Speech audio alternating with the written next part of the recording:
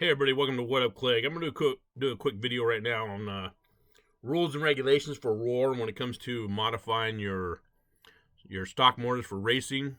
You've been getting a lot of questions on what you can and can't do. So all the verbiage that you'll be seeing in these slides will be direct verbiage from the website of roarracing.com, where you can go and see their complete rules and regulations. So let's get into it. Motors may be rebuilt as follows. Real quick, basically all the motors can be rebuilt. Everything can be replaced on the motor. However, they have to meet certain approvals from Roar Racing. Again, you can go to roarracing.com. You can find out what's approved for that motor. First off, we have fasteners. It says must be replaced with similar type and size. These are the screws that hold the motor together, the can together, and the embells, so on and so forth. They can be replaced. They can be replaced with titanium. The material, it doesn't say that specifically what material they have to use. It just says similar type, which means same style and the same size. Bearings, you can use whatever bearings you want, as long as they are the same size as the original ones. But you can use ceramic bearings. You can use metal bearings if you're feeling spunky and want to take a risk. You can use plastic bearings, whatever. Anyhow, bearings, you use whatever bearings you want as long as they're the same size.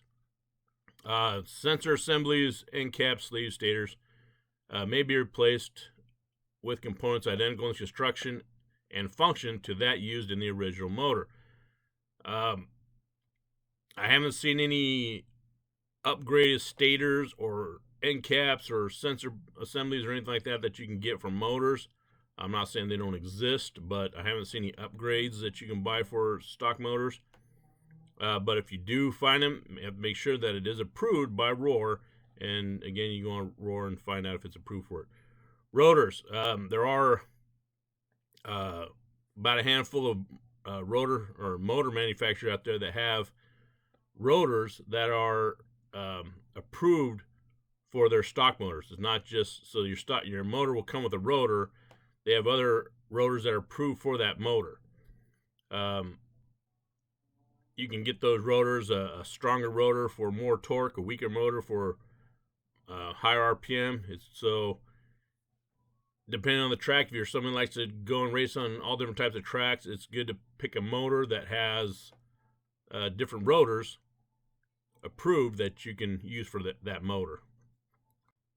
Electric brushless motor rules. So what motors are actually legal and able to race in Roar sanctioned events? The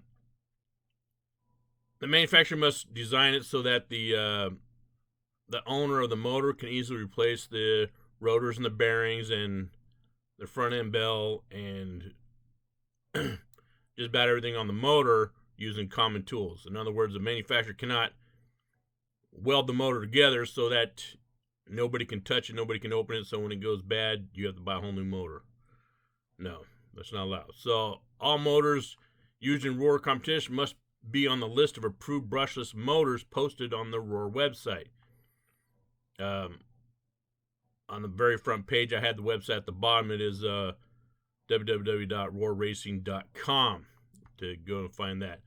But all the motors must be approved, and the approval will only last for 4 years. The manufacturer can have it reapproved, but chances are in that 4-year amount of time, new motors will be out that are more efficient and better. Changes other than normal production variations to any area approved motor require pre-approval or reapproval of the motor. This is what happened with Trinity with their slot machines and why they have a slot machine too. Trinity went and had the slot machine approved.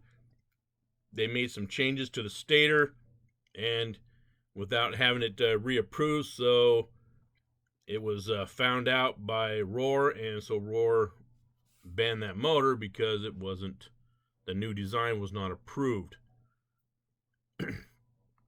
Let's see. The modifications of approved motors from their approved configuration and materials by manufacturers, importers, and competitors is not permitted, so you can't make any changes to it, to your motor, unless it's Roar approved. You can swap out parts, but you can't do anything like change the windings, change the size of the stator or anything like that. You can't really do any of that stuff. But anyhow, again, if you want no further details in this, you can find out from roar.com. And also on here, you can't take parts from one motor and put it with another motor unless that component is approved to run in that other motor. There are different brands out there, many different brands, that you can use the same rotor across the board. Like, for example, you can use a Surpass rotor in a Trinity motor and vice versa. That's not allowed. Anyhow, moving on. All right, section 11.3.4, optional rotors, approval and use.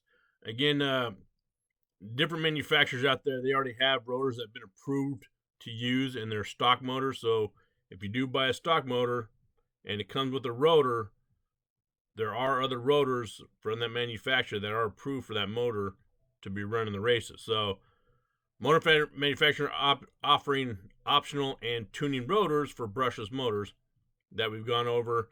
They must be approved by Roar. 11.3.4.2, affiliated importer manufacturers who have developed options and tuning rotors.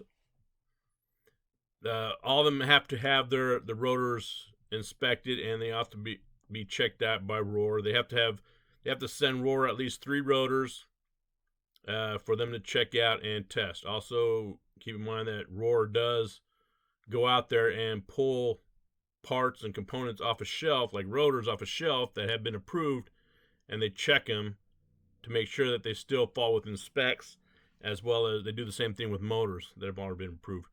11.3.4.3, this one's important because there's different motor tuners out there that will tune a motor, and they'll do certain things in a motor.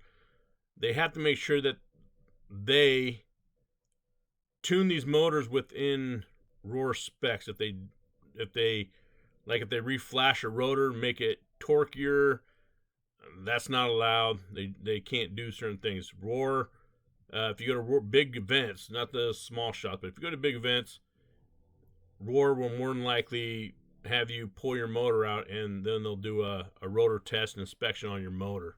So anyhow, those right there are the basic rules for having a brushless motor, at least in the stock class. Modified class, they have their rules and regulations that they have to abide by, but they're not nearly as strict. Anyways, if you have any questions, please throw it down there in the comments section.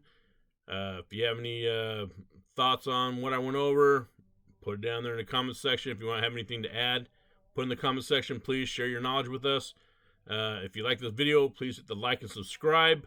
I am going to be coming out with a motor that I kind of Frankenstein together, and doing some of the things that other racers out there are doing to kind of build a cheap motor. I'll have that posted up soon. Anyhow, if you didn't like this video, hit the like and subscribe anyway so you can watch the rest of my videos and make fun of me. All right, everybody, you take care.